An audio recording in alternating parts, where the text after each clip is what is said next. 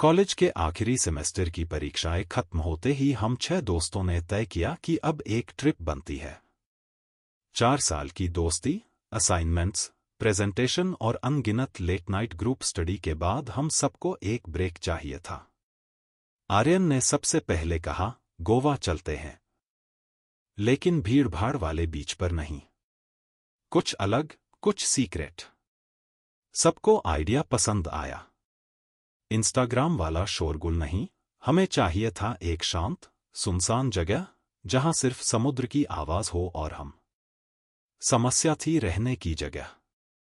Hotel तो कोई भी बुक कर सकता था, पर हमें चाहिए था बीच के किनारे कोई प्राइवेट विला। समीरा ने बताया कि उसके एक जानने वाले के दोस्त का गोवा में लोकल कॉन्टैक्ट है, अंकल जोसेफ। फोन पर जोसेफ की आवाज भारी और धीमी थी।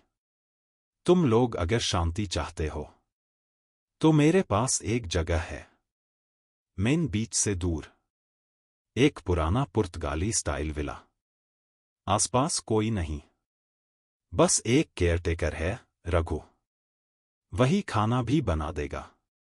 लोकेशन गूगल मैप पर ठीक से दिख भी नहीं रही थी, बस एक पतली सी सड़क जो समुद्र की तरफ जाती थी और वहीं खत्म हो जाती थी। हमने एडवांस भेज दिया। आर्यन ने हंसते हुए कहा, अगर वापस नहीं आए तो कम से कम इंस्टा स्टोरी डाल देना। सब हंसे। लेकिन जाने क्यों मुझे उस मजाक में हल्की सी सच्चाई लगी। जब हम वहां पहुंचे तो शाम ढल रही थी। रास्ता संकरा था, दोनों तरफ घने नारियल के पेड़ और बीच बीच में पुराने टूटे हुए मकान। विला सच में खूबसूरत था, सफेद दीवारें, लाल टाइलों की छत, सामने फैला विशाल समुद्र। लेकिन अजीब बात थी, इतनी सुंदर जगह पर कोई और क्यों नहीं रहता। दरवाजा खोलते ही हमें मिला रघु। दुबला-पतला, गहरी आंखें और अजीब तरह से स्थिर चेहरा। उसने बिना मुस्कुराए कहा, आप लोग आ गए। कमरा तैयार है। उसकी आवाज में ठंडापन था, जैसे वो हमें देख नहीं रहा बल्कि परख रहा हो। विला अंदर से और भी रहस्यमयी था। लकड़ी की सीढ़ियां, पुराने झूमर, दीवारों पर समुद्र की पेंटिंग्स, लेकिन हर पेंटिंग में आसमान काला था। रघु ने बस इतना कहा, रात को बाहर मत निकलना। समुद्र यहां धोखा देता है। पहली रात हमने बीच पर बैठकर गाने गाए, हंसी मजाक किया। लेकिन करीब 11 बजे लहरें अचानक तेज हो गईं। हवा में सीटी जैसी आवाज थी।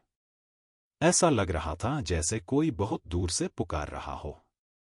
वापस आकर हम सो गए, लेकिन करीब 2 बजे मेरी नींद खुली।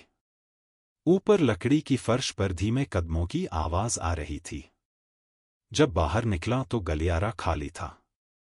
तभी नीचे किचन से बर्तनों के खड़कने की आवाज आई। मैं धीरे धीरे नीचे उतरा।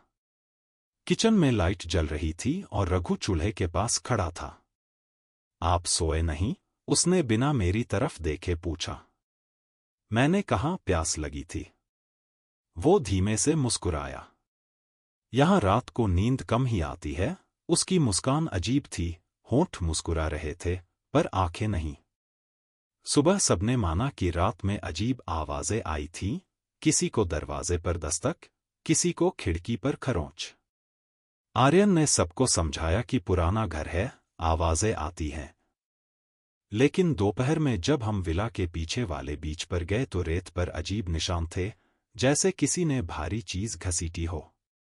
एक जगह रेत धंसी हुई थी, जैसे कुछ हाल ही में दफनाया गया हो। तभी पीछे से रघु की आवाज आई, वो जगह मत छेड़िए। पुरानी चीजें हैं। जब हमने पूछा क्या, तो वो चुप रहा।